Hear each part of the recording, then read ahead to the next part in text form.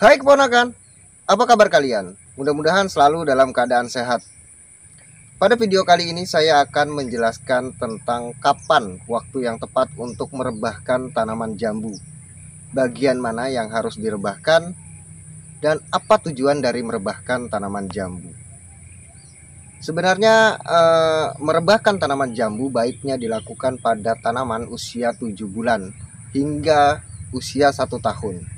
Karena menghindari saat merebahkan tersebut batangnya patah. Nah, jika sudah di atas 1 tahun maka kemungkinan besar akan patah. Dan kalian bisa melihatnya pada video saya yang berjudul jambu kristal merah atau jambu mega merah, di mana pada video itu saya merebahkan tanaman jambu usia 7 ataupun 8 bulan.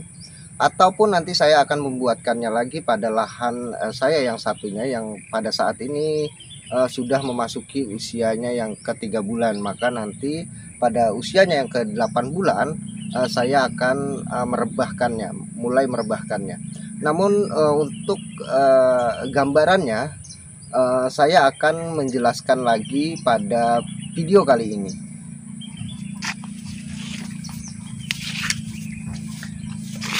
Di sini sudah saya rebahkan tanaman ini, tanaman jambu ini direbahkan.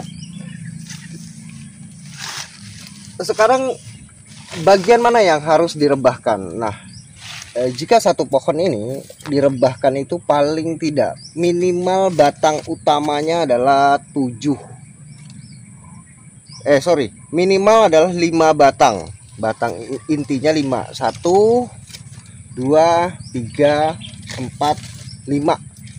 Nah, kalau yang seperti ini itu hanya improvisasi cadangan jika terjadi sesuatu pada batang yang ini.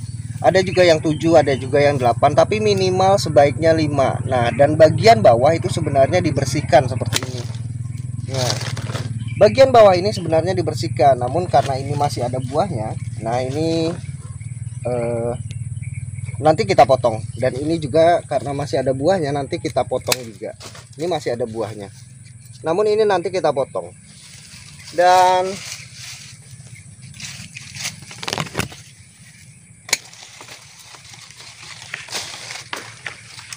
jelas ya bahwasanya batangnya minimal, yang batang inti yang direbahkan adalah 5 minimal.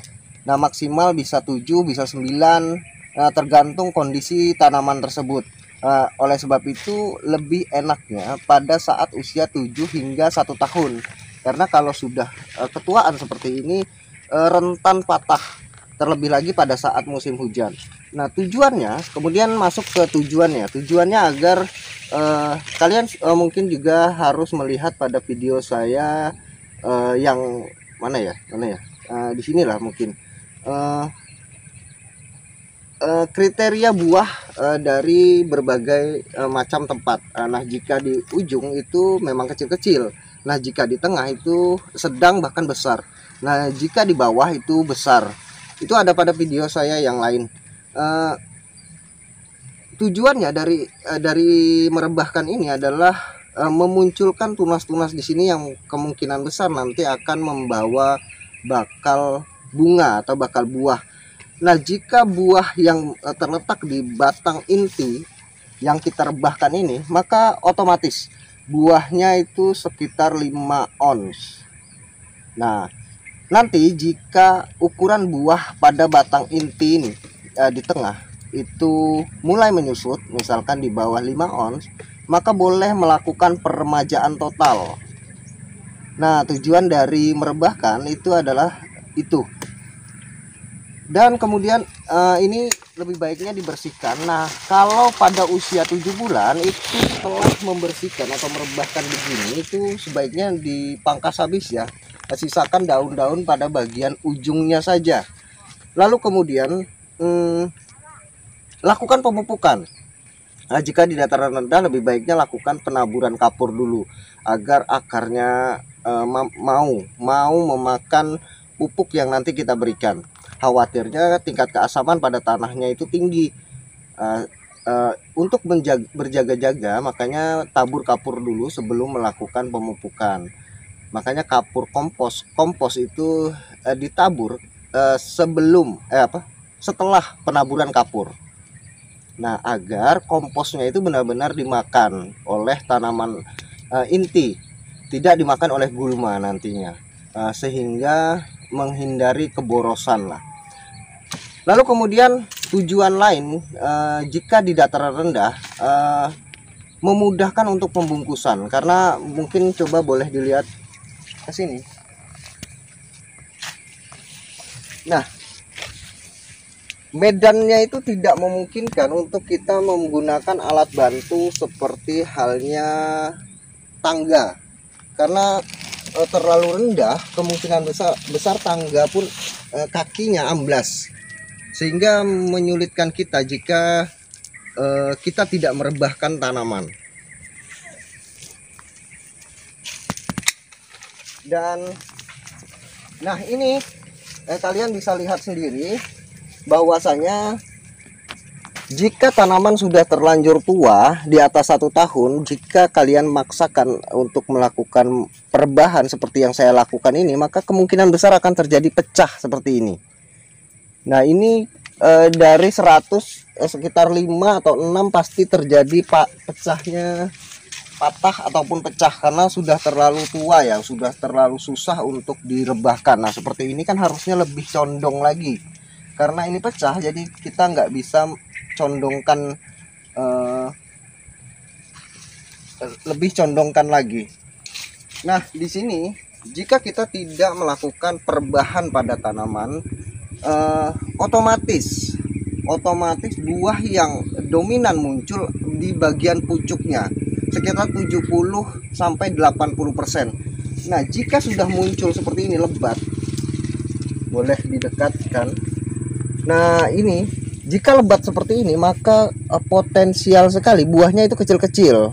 Jadi pupuk sebanyak apapun, seintensif apapun, maka buahnya akan tetap kecil-kecil. Nah, untuk yang di bagian batang inti itu hanya sedikit, hanya sekitar 20%, mungkin ini malah nggak sampai ya, karena rata-rata di bagian pucuk.